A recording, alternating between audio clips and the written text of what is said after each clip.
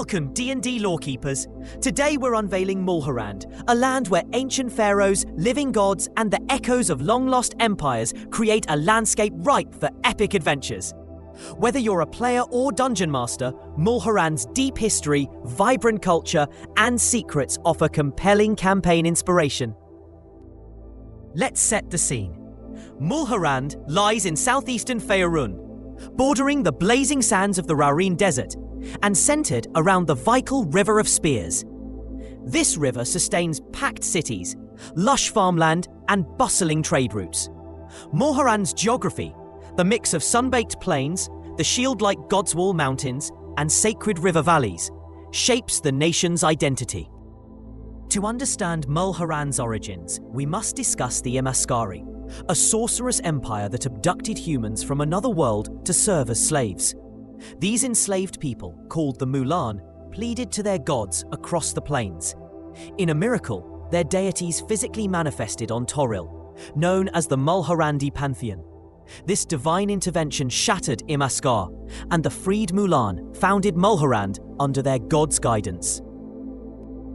Mulharand's sibling rival Unther formed from the same historic migrations. Both nations were led by incarnate gods, but diverged strongly. Mulharand followed deities like Horus Re, Osiris, and Isis, while Unther revered an Untheric pantheon. The rivalry, especially over contested borders and divine supremacy, produced legendary conflicts, most notably the Battle of the Gods, where Mulharandi and Untheric gods fought openly, reshaping both countries. The Mulharandi pantheon is unique. Its gods often physically incarnated as rulers, blending divine law directly with statecraft.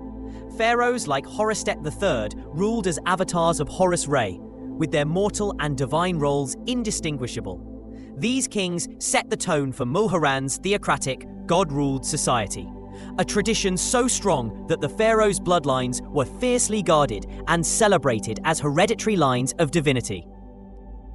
Mulharandi religion was never purely ceremonial.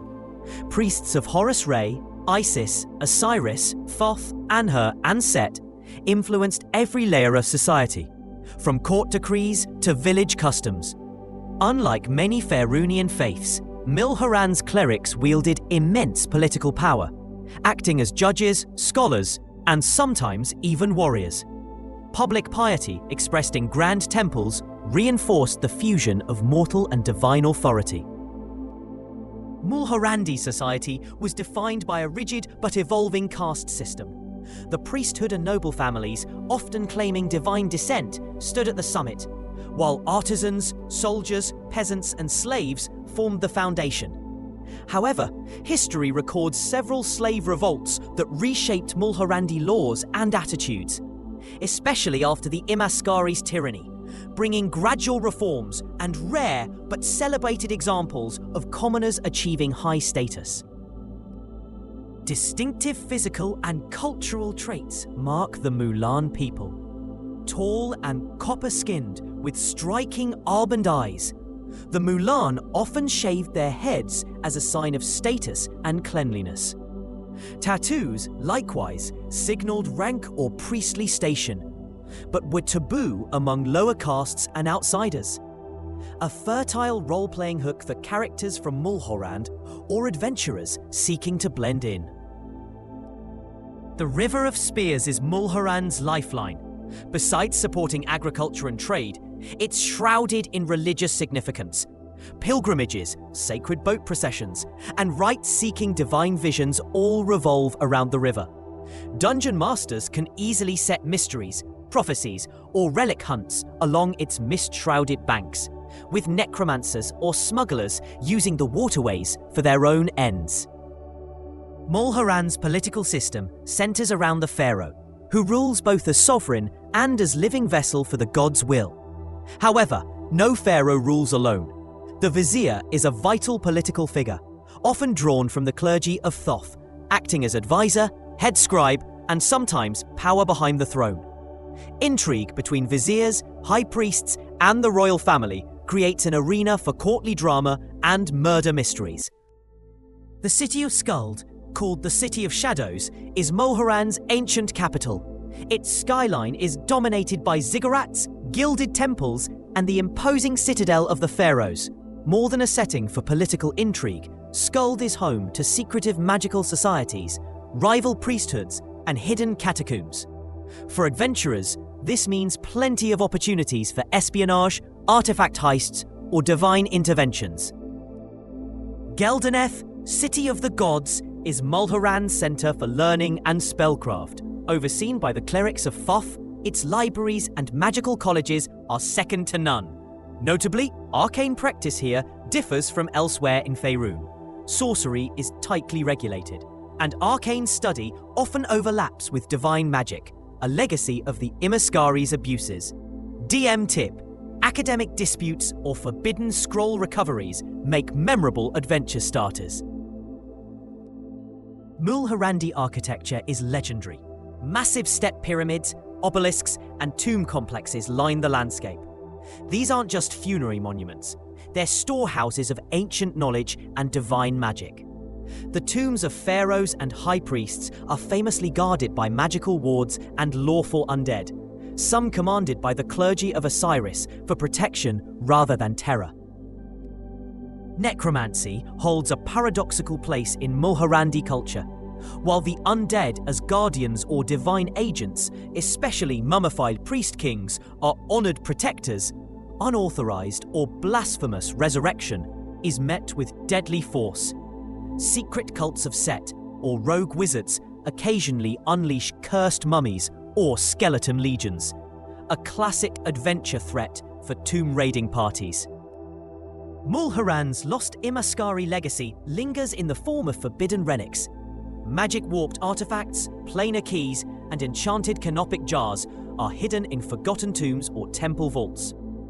The recovery or unleashing of these relics can have devastating consequences. The legacy of the Imaskari artificers has become a source of both pride and fear for Mulharand's priests and scholars. A defining historic event for Mulharand was its role in the Orkgate Wars. When Orcish deities and their hordes invaded Faerun, Mulharandi gods and armies took the field, leading epic battles alongside Unther, and leaving battlefields littered with divine relics and ruined shrines. Remnants of these wars, magical weapons, ancient pacts, and angry spirits provide thrilling adventure hooks. The Godswall Mountains form Mulharand's northern bulwark, their fortresses and watchtowers vital in repelling ancient threats, from Imaskari returnees to Chazar's Chesentan armies. The high passes hide shrines, dragon lairs, and tombs of Mulharandi warlords, an underexplored sandbox for DMs hungry for wilderness intrigue. Magic in Mulhorand has danced to the rhythm of divine intervention. During the Year of Wild Magic, unpredictable surges transformed spellcasting. Priests found their miracles amplified or twisted, while arcane casters contended with unstable energies. These wild magics persist in isolated sites and artifacts, offering both challenge and opportunity for magically inclined parties. Mulharand's influence over Chesenta is long-standing. Their shared border has seen alliance, war, and slave trading. Chesentan mercenaries sometimes serve in Mulharand's armies, while border cities host brewing tensions over trade and faith. For campaign designers, this friction offers a rich tapestry of espionage and diplomatic intrigue. Festivals and religious holidays are woven into every facet of Mulharandi life. The Festival of Horus Ray marks the pharaoh's accession, while the Festival of Osiris commemorates the passage of souls. During these grand processions, both adventurers and villains may gain boons, perform heists, or become embroiled in political plots, a centerpiece for any party's dramatic debut.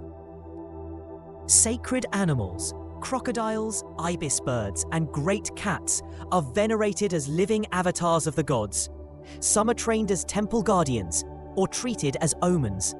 Encounters with these hallowed creatures can be the linchpin of divine quests or sources of prophecies and curses for reckless heroes. If you want to weave Mulhorandi lore into your campaign, Adventurers might hunt for Imaskari relics beneath pyramid complexes, thwart Setite assassins plotting against the pharaoh, or mediate a skirmish between Mulhorandi priests and Chessentan warbands. This land's layered history and ever-present gods mean every action can echo through eternity, shaping the destiny of Mulhorand and all of Faerun. And there you have it. Mulharand's blend of ancient sorcery, living deities, political intrigue, and haunted monuments delivers unparalleled storytelling potential. Whether you seek to explore river temples, courtly power struggles, or forbidden magical secrets, Mulharand is a treasure trove within D&D lore, waiting for your party's legend to unfold.